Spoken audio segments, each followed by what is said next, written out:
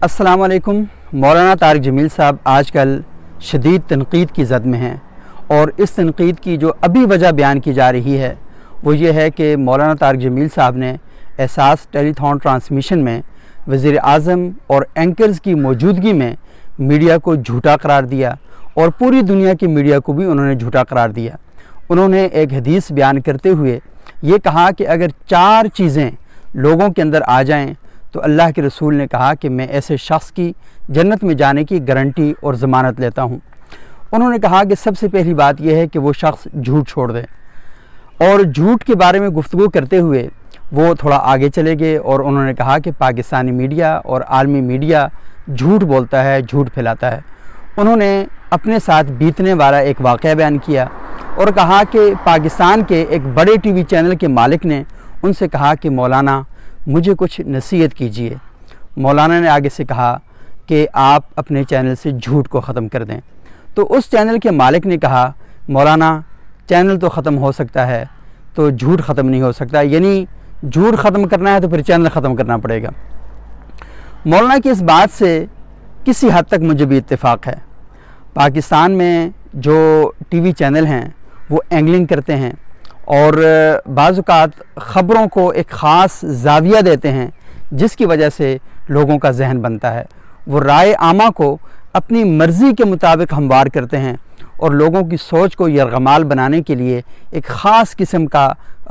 तर्ज़ इख्तियार करते हैं जिसे बड़ी बारीक वारदात कहा जाता है। और उस बारीक वारदात के नतीजे में झूठ और सच का इस तरीके से इख्तिलात किया जाता है कि सोचने वाला, देखने वाला मजबूरन उनका एजेंडा और उनकी लाइन लेने पर मजबूर हो जाता है। लेकिन ये सारी चीज़ें कहाँ होती हैं? क्या जर्नलिज़म में ये चीज़ें होती हैं या प्रोग्राम में होती हैं? अक्सर औक़ात इस किस्म की चीज़ें प्रोग्राम के अंदर होती हैं। ख़बरों के अंदर भी इस तरह की एंगलिंग की जाती है लेकिन उसका तरीक़ा थोड़ा मुख्तलिफ होता है। तो जब ख़बरें पेश की जाती हैं तो उसके अंदर सहाफ़ी अपनी रिपोर्ट्स लाते हैं, वो तहक़ीक़ करते हैं। और आपको मालूम है कि पाकिस्तान में ख़बरों की तहक़ीक़ के लिए 120 से ज़्यादा सहाफ़ी अपनी जानें क़ुरबान कर चुके हैं और वो बड़ा मुश्किल वक्त देखते हैं। जब मौलाना तारिक जमील साहब ये बात कर रहे थे ठीक उस वक्त पाकिस्तान की मीडिया इंडस्ट्री से 700 से ज़्यादा सहाफ़ी बेरोज़गार हो चुके थे और कई सहाफ़ी ऐसे हैं कि जिनके घरों में इस वक्त बहुत अजीब व गरीब सूरत हाल है और वो अपनी सफ़ेद पोशी का भरम रखने के लिए किसी को ये बता भी नहीं सकते कि उनके साथ क्या बीत रही है। कई सहाफ़ी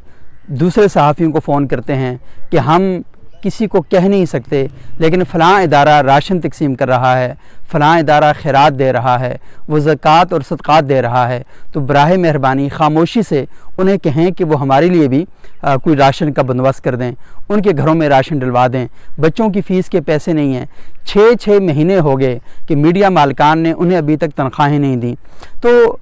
एक हवाले से मौलाना तारिक जमील साहब की बात से भी मुझे इत्तेफाक है और मौलाना तारिक जमील साहब को ये भी इल्म होना चाहिए कि जो एंगलिंग करते हैं या झूठ बोलते हैं या झूठ फैलाते हैं वो मीडिया मालिकान होते हैं। और मीडिया मालिक ने आपको जो बात कही थी वो बिल्कुल ठीक कही थी क्योंकि उनका सारा रिज़्क़ रोज़गार इसी से वाबस्ता है। लेकिन सहाफ़ी का काम जो होता है वो मेहनत करता है, वो गलियों में, कूचों में, बाज़ारों में फिरता है, वो आपको पहाड़ों पे नज़र आएगा, वो आपको मार खाता हुआ नज़र आएगा, वो आपको कत्ल होता हुआ नज़र आएगा, वो ख़बर के लिए और हक़ाइक़ की तलाश में आपको गली गली कूचा कूचा सरगर्दा नज़र आएगा। तो सहाफ़ी में, मालिक में और एंकर में फ़र्क होता है। और यही बात मैंने कुछ दिन पहले अपने एक और वीलॉग में जो आफ्ताब इकबाल साहब से मुतालिक था उसमें भी ये बात कही थी।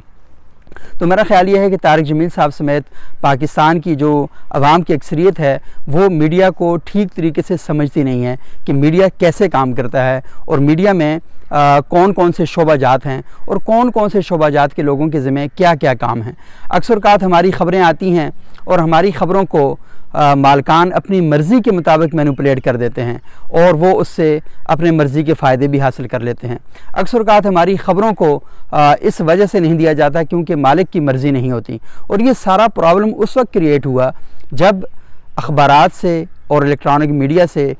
جو ڈائریکٹر نیوز ہے اور ایڈیٹر ہے اس کا جو عہدہ ہے وہ ختم کر دیا گیا، اور عملاً مالکان نے ایڈیٹر کا عہدہ سنبھال لیا، تو اس کے بعد یہ زیادہ پرابلم پیش آنا شروع ہوا۔ جس وقت تک ایڈیٹر صاحبان کے کنٹرول میں میڈیا تھا تو اس وقت تک ہم نے دیکھا کہ صحافیوں کی عزت تھی، اخبارات پر لوگ یقین کرتے تھے، اور صحافت کو ایک سچائی کا مشن سمجھا جاتا تھا۔ لوگ صحافت میں اس لیے نہیں آتے تھے کہ وہ یہاں پر پیسہ کمائیں، بلکہ صحافت کو اس لیے جوائن کرتے تھے کہ یہ ان کا پیشن ہوتا تھا، یہ ان کا جذبہ ہوتا تھا، اور وہ اپنے جذبے کے تحت اس کو جوائن کرتے تھے۔ اور پاکستان میں جو میڈیا ہے، آپ کو معلوم ہے کہ وہ ایک وے آف لائف ہے، آپ نے 24 آور 24 گھنٹے اس کے ساتھ گزارنے ہیں۔ صحافی سیاسی رہنماؤں کے ساتھ تصویریں کھنچواتے ہوئے بھی تھوڑا سا احتراز برتتے تھے، اور یہ سوچتے تھے کہ کہیں ان کے ساتھ انہیں بریکٹ نہ کر دیا جائے۔ لیکن اس وقت یہ ہے کہ پاکستانی میڈیا میں فرقہ وارانہ جماعتوں کے نمائندے موجود ہیں، سیاسی جماعتوں کے نمائندے موجود ہیں، اخبارات کے ایڈیٹوریل پیجز پر باقاعدہ جماعتوں کو نمائندگی دی جاتی ہے کہ ہاں یہ بندہ پیپلز پارٹی کا ہے، یہ پیپلز پارٹی کے لیے لکھا کرے گا، یہ مسلم لیگ نون کا ہے، یہ مسلم لیگ نون کے لیے لکھا کرے گا، یہ جے یو آئی فے کا ہے، اس کو جے یو آئی فے کا نمائندگی جو ہے وہاں پر دی جاتی ہے۔ تو عملاً جو اخبارات ہیں اور یہ اب غیر جانبدار نہیں رہے، بلکہ یہ ایک جانبدارانہ طرز عمل اختیار کر چکے ہیں۔ پاکستانی میڈیا کے کئی اینکرز ہیں اور کئی صحافیوں نے مولانا طارق جمیل صاحب کے اس بیان پر شدید تحفظات کا اظہار کیا، اور مولانا طارق جمیل صاحب کو بالآخر مجبور ہو کر معافی مانگنی پڑی۔ لیکن مولانا طارق جمیل صاحب نے جو سب سے سخت بات کہی تھی وہ میڈیا کے بارے میں نہیں کی۔ انہوں نے جب دعا کے لیے ہاتھ اٹھائے تو انہوں نے کہا کہ پاکستانی عدالتیں ظلم کی پناہ گاہیں ہیں، یہاں سے ظلم پیدا ہوتا ہے، ظلم پروان چڑھتا ہے۔ تو ابھی تک عدلیہ کی جانب سے مولانا طارق جمیل صاحب کو معافی کا نہیں کہا گیا، لیکن مولانا طارق جمیل صاحب نے پہلی بات بھی درست کہی اور دوسری بات بھی ان کی بالکل درست تھی۔ اب ہم آتے ہیں مولانا طارق جمیل صاحب پر تنقید کیوں ہو رہی ہے۔ وہ جو تنقید ہے اس کی وجہ کچھ اور ہے۔ یہ واقعہ تو ابھی 2 دن 3 دن پہلے کا ہے، لیکن ان پر تنقید کی کئی وجوہات ہیں۔ سب سے پہلی تنقید ان کے اوپر یہ کی جاتی ہے کہ ان کی دعوت دین ہمیشہ امراء کے دروازوں پر ہی کیوں دستک دیتی ہے، وہ غریب آدمی کے دروازوں پر نظر نہیں آتے۔ یہ بات ایک بھری مجلس میں مولانا طارق جمیل صاحب سے کی گئی تھی، تو مولانا صاحب کا یہ جواب تھا کہ میں امیروں کے پاس بھی جاتا ہوں، میں غریبوں کے پاس بھی جاتا ہوں، میں ہجڑوں کے پاس بھی جاتا ہوں، اور میں مزدوروں کے پاس بھی جاتا ہوں، لیکن جب میں ہجڑوں کے پاس جاتا ہوں، مزدوروں کے پاس جاتا ہوں تو وہ خبر نہیں بنتے، لیکن جب میں بڑی شخصیات کے پاس جاتا ہوں تو کیمرہ ہمیشہ ان کے اوپر فوکس ہوتا ہے تو وہ خبر بن جاتی ہے۔ لیکن عملاً دیکھا جائے تو مولانا طارق جمیل صاحب جنرل قمر باجوہ صاحب سے ملتے ہیں، اور جب ملتے ہیں تو ان کی دستار جو ہے وہ گر جاتی ہے، اور ان کا ماما گر جاتا ہے، اور ان کے سر کے اوپر وہ نہیں رہتا۔ اور ہم یہ دیکھتے ہیں کہ وہ نواز شریف صاحب کے ہاں، مجھے یاد ہے کہ 1997 میں ان کی کابینہ کے اجلاس سے انہوں نے خطاب کیا تھا، اور ان لوگوں کو یہ بتایا تھا کہ کیسے ان کے وزراء جو ہیں وہ نیک نیتی کے ساتھ کام کریں تاکہ ملک کو اور معاشرے کو تبدیل کیا جا سکے۔ پھر ہم نے یہ بھی دیکھا کہ محترمہ کلثوم نواز صاحب کا جنازہ بھی نواز شریف صاحب کی خواہش پر انہوں نے ہی پڑھایا تھا۔ پھر ہم یہ بھی دیکھتے ہیں کہ مولانا طارق جمیل صاحب وینا ملک کو کبھی دعوت دیتے ہیں اور اس کو بیٹی بنا لیتے ہیں، اور اس کو بیٹی بنانے کے بعد اس کے سر پہ دوپٹہ دیتے ہیں۔ اچھا، اسی طرح اور کئی اداکارہ ہیں، انجمن کو وہ دعوت دے چکے۔ اچھا، پھر فلمی جو اداکار ہیں ان کو دعوت دے چکے۔ انڈیا سے عامر خان کے ساتھ ان کی بڑی 3-4 گھنٹے کی ملاقات ہوئی، اور عامر خان نے اس ملاقات کے بارے میں جو لکھا بھی کہ وہ بڑے متاثر ہوئے۔ اچھا، پھر عمران خان کے ساتھ مولانا طارق جمیل صاحب جڑ گئے۔ اکثر لوگ یہ سمجھتے ہیں کہ یہ اسٹیبلشمنٹ کے ایجنڈے پر ہیں مولانا طارق جمیل صاحب، اور اسی وجہ سے وہ عمران خان صاحب کی حمایت کرتے ہیں۔ اچھا، یہ کیونکہ خبریں ہمارے پاس نہیں ہیں کہ آیا وہ اسٹیبلشمنٹ کے ایجنڈے پر ہیں یا نہیں ہیں، کیونکہ صحافی کا کام ہے کہ وہ بات کرے جس کے اس کے پاس حقائق موجود ہوں۔ لیکن مولانا طارق جمیل صاحب یہ سمجھتے ہیں کہ عمران خان صاحب اس ملک کے لیے ایک بہتر آدمی ہیں۔ یہ بات کوئی بھی شخص سوچ سکتا ہے، یہ ہر بندے کا حق ہے کہ وہ یہ بات سوچے یا جس چیز کو بہتر سمجھتا ہے اس کے بارے میں اپنی رائے کا اظہار کرے۔ لیکن مولانا طارق جمیل صاحب کا مسئلہ یہ ہے کہ انہوں نے ٹی وی چینلز پر بیٹھ کر عمران خان صاحب کے بارے میں یہ کہنا شروع کر دیا کہ وہ پاکستان کے انتہائی نیک آدمی ہیں، وہ اس ملک کو بہتر بنانا چاہتے ہیں، اور یہ بھی کہنا شروع کر دیا کہ عمران خان بیچارے کو تو اجڑا ہوا چمن ملا تھا، وہ اس اجڑے ہوئے چمن کو کتنا آباد کر سکتا ہے۔ تو جب آپ اس قسم کی باتیں کرتے ہیں تو اس کا مطلب یہ ہے کہ آپ واعظ اور نصیحت سے ہٹ کر ایک باقاعدہ کسی بندے کی حمایت میں ایک لائن لے رہے ہوتے ہیں، اور جب یہ آپ لائن لیتے ہیں تو اس کے نتیجے میں لوگ یہ سمجھنے پر مجبور ہو جاتے ہیں کہ آپ کسی سیاسی ایجنڈے پر ہیں یا کسی اور کی دی ہوئی اسائنمنٹ کے اوپر ہیں۔ تو مولانا طارق جمیل صاحب واعظ اور نصیحت کریں، وہ تمام علماء کو کرتے رہتے ہیں، طلباء کو کرتے ہیں، بہت سے لوگوں کو کرتے ہیں، لیکن جب آپ کسی کی سائیڈ لیتے ہیں تو پھر اس کا مطلب آپ اپنے آپ کو متنازع بنا دیتے ہیں۔ تو مولانا طارق جمیل صاحب نے بھی عمران خان صاحب کی سائیڈ لے کر اپنے آپ کو متنازع بنایا، تو انہیں چاہیے کہ وہ اپنی جو جگہ ہے اس کے اوپر واپس چلے جائیں، اور جو بھی اپنی جگہ پر واپس چلے جائیں گے تو ان کی عزت اور تکریم دوبارہ سے شروع ہو جائے گی، کیونکہ مولانا کسی سیاسی جماعت کا حصہ نہیں ہے، اور جب وہ اپنے آپ کو غیر جانبدار کہتے ہیں تو ان کے الفاظ میں اور ان کے انداز میں غیر جانبداری ہے وہ نمایاں طور پر دکھائی دینی چاہیے۔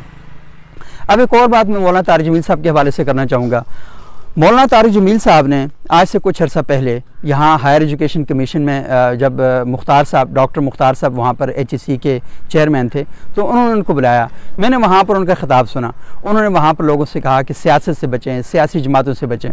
تو مجھے مولانا صاحب کی اس بات کی سمجھ نہیں آتی کہ ایک جانب وہ یہ کہہ رہے ہیں کہ جو طلبہ ہیں، ذہین طلبہ ہیں، اچھے طلبہ ہیں، وہ سیاست سے بچیں، سیاسی جماعتوں سے بچیں، وہ سوسائٹی کو اے پولیٹیکل کرنا چاہتے ہیں۔ مولانا طارق جمیل صاحب بھی اور مولانا کیا نام ہے ان کا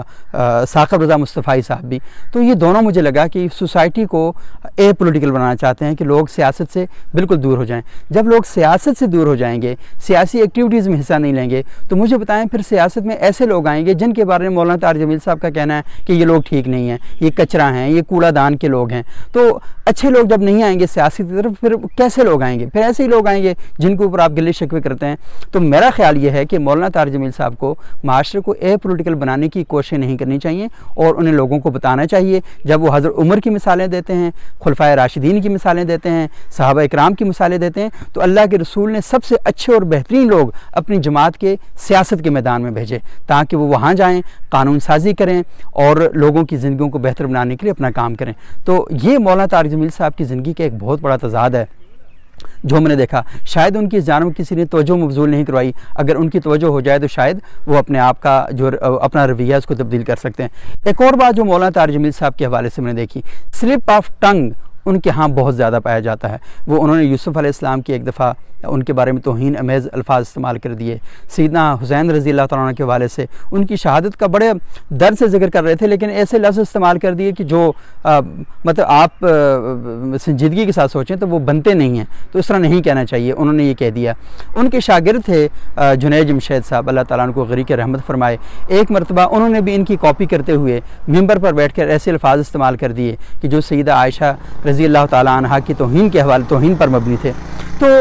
یہ نہیں کہتا کہ یہ لفظ انہوں نے جان بوجھ کر استعمال کیے ہیں، لیکن ان کے ان الفاظ کی ادائیگی کی وجہ سے، کیونکہ ان کو لاکھوں کا مجمع سنتا ہے، ہزاروں لوگ ان کو یوٹیوب پر، سوشل میڈیا کے پلیٹ فارم پر سنتے ہیں، تو جب وہ اس طرح کے الفاظ استعمال کرتے ہیں تو بہت سے لوگوں کی دل آزاری ہوتی ہے، پھر لوگ ان کے خلاف باتیں بھی کرتے ہیں۔ مفتی ظفر ولی خان صاحب نے ان کے خلاف بات کی، مفتی منظور مہنگل صاحب نے ان کے خلاف بات کی، اور کئی علماء نے ان کو سمجھانے کی کوشش کی کہ آپ ممبر پر بیٹھ کر تاریخی حوالے اور واقعات پیش کرتے ہوئے اس بات پر بھرپور توجہ کیا کریں کہ آپ کی زبان سے جو الفاظ نکلتے ہیں وہ کیا ہیں۔ ایک اور بات جو میں آخر میں کرنا چاہوں گا وہ یہ ہے کہ مولانا طارق جمیل صاحب نے وہ خود بھی خیر اس بات کا اقرار کرتے ہیں، ان کے ایک شاگرد ہیں محترم عاطف ہاشمی صاحب، ہمارے دوست ہیں، بھائی ہیں، وہ ان کے شاگرد ہیں، تو انہوں نے بتایا کہ انہوں نے خود اس بات کا ذکر کیا کہ انہوں نے اپنے بچپن میں جو چیزیں عربی زبان سے متعلق آتی تھیں، واقعات تھے، حکایات تھیں، جو بھی چیزیں، تو وہ ان کو یاد کرتے رہے بغیر اس بات کی تحقیق کیے کہ یہ درایتاً یعنی جو رپورٹ ہوئی ہیں چیزیں یہ درست ہیں یا نہیں ہیں۔ تو مولانا طارق جمیل صاحب ان کو یاد کرتے رہے، تو ابھی تک وہ ان کی زبان پہ چڑھی ہوئی ہیں، وہ جہاں کہیں بھی خطاب کرنے کے لیے جاتے ہیں تو وہ جو ان کا حفظ شدہ باکس ہے تو اس میں سے وہ چیزیں نکال کر مجمع کے سامنے پیش کرتے ہیں۔ تو اب کیونکہ حالات بدل چکے ہیں، زمانہ بدل چکا ہے، لوگ سوالات کرتے ہیں، تو طارق جمیل صاحب کی بہت سی چیزوں سے، اور خصوصاً جو ضعیف چیزیں وہ پیش کرتے ہیں، اس کے نتیجے میں نوجوان ذہنوں کے اندر ابہامات پیدا ہوتے ہیں، شکوک اور شبہات پیدا ہوتے ہیں، وہ مذہب کے اوپر اعتراضات کرنا شروع کر دیتے ہیں۔ تو طارق جمیل صاحب کو چاہیے کہ اس باب میں بھی انہیں اپنے رویے پر اثر نو غور کرنے کی ضرورت ہے۔ تو اوورآل طارق جمیل صاحب پر جو تنقید ہے تو وہ کئی حوالوں سے ہے، اور میں نے آپ کو وہ چاروں حوالے بتا دیے۔ سب سے پہلی بات یہ ہے کہ وہ ٹی وی پر آ کر گفتگو کرتے ہوئے وہ یہ سمجھتے ہیں کہ وہ مسجد کے ممبر پر بیٹھے ہیں اور ٹی وی پر آ کر وہ یہ سوچتے نہیں ہیں کہ ان کی آڈینس صرف سبحان اللہ ماشاء اللہ الحمدللہ یہ کہنے والی نہیں ہے، بلکہ یہاں پر تو تنقید کرنے والے ذہن ہیں اور وہ ایک ایک بات کو تنقید کرتے ہیں، اور یہ بہت اچھی بات ہے، تنقید ہونی چاہیے۔ تنقید ہی اصل میں ترقی کی بنیادی قدر ہوتی ہے اور پہلی سیڑھی ہوتی ہے۔ جب آپ کے اوپر تنقید ہوگی تو آپ اپنے رویوں پر غور کریں گے۔ بہرحال مولانا طارق جمیل صاحب نے مالک صاحب کے پروگرام میں بیٹھ کر تمام ٹی وی چینلز کے اینکر سے اور تمام لوگوں سے معافی مانگ لی ہے، خواتین سے بھی معافی مانگ لی ہے، لیکن میں یہ سوچ رہا ہوں کہ اگر خادم حسین رضوی ہوتے اور انہوں نے دعا کروائی ہوتی، یہی الفاظ ادا کیے ہوتے، تو کیا ٹی وی چینلز کے مالکان اور ٹی وی چینلز کے اینکر ان سے معافی منگوا سکتے؟